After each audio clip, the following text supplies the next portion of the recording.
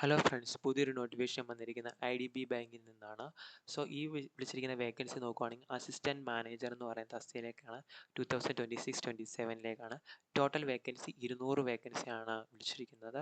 SCക്ക് 30 vacancy, STക്ക് 15 vacancy, OBCക്ക് 54 vacancy, EWSന് 20 വേക്കൻസി, ജനറൽ കാൻഡിഡേറ്റിന് 81 വേക്കൻസി, അങ്ങനെ ടോട്ടൽ 200 വേക്കൻസിയാണ്. സോ ഇതിൻ്റെ ക്വാളിഫിക്കേഷൻ നോക്കാം. നിങ്ങൾക്ക് ഏതെങ്കിലും ഒരു ഡിഗ്രി ഉണ്ടായിരുന്ന ഇതിന് അപ്ലൈ ചെയ്യാൻ പറ്റും. അതോടൊപ്പം തന്നെ നിങ്ങൾക്ക് മിനിമം 2 വർഷത്തെ എക്സ്പീരിയൻസ് ഉണ്ടായിരിക്കണമെന്ന് പറയുന്നുണ്ട്. 21 വയസ്സ് മുതൽ 30 വയസ്സ് വരെ ഉള്ളവർക്ക് ഇതിലേക്ക് അപ്ലൈ ചെയ്യാൻ ഓർത്തിരിക്കാം. So cut off date of eligibility criteria നോക്കുകയാണെങ്കിൽ March 1, 2026 ബേസ് ചെയ്തിട്ടാണ്.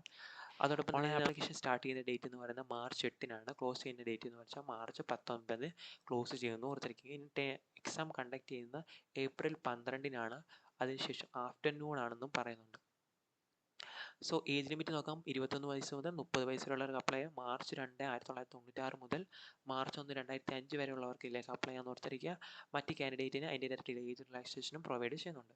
ഏതെങ്കിലും ഒരു ഡിഗ്രി ഉണ്ടായിരുന്നാൽ മതി. 2 വർഷത്തെ എക്സ്പീരിയൻസ് ഉണ്ടായിരിക്കണം. ഡിസൈറബിൾ ക്വാളിഫിക്കേഷൻ പറയുന്നത് professional qualification like CMA, CFA, ICWA, CA, JEB, CAP പഠിച്ചവർക്ക് ഇതിലേക്ക് അപ്ലൈ ചെയ്യാവുന്നതാണ്. അതോടൊപ്പം തന്നെ നിങ്ങൾക്ക് വരുന്ന സാലറി നോക്കാം. 48,000 നിങ്ങൾക്ക് മിനിമം കിട്ടുന്ന സാലറി.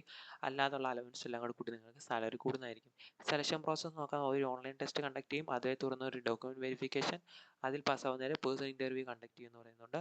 സോ ഓൺലൈൻ എക്സാമിനേഷൻ്റെ സിലബസ് ഇവിടെ കൊടുത്തിട്ടുണ്ട്. Logical reasoning, data analysis and interpretation, English language, quantitative aptitude, general economy, banking awareness, computer IT ഇതിനെല്ലാം കൂട്ടി ടോട്ടൽ 200 ക്വസ്റ്റ്യൻ, 200 മാർക്ക്, 120 മിനിറ്റാണ് ടൈം അലോട്ട് ചെയ്യുന്നതെന്നും കൂടെ ഓർത്തിരിക്കാം.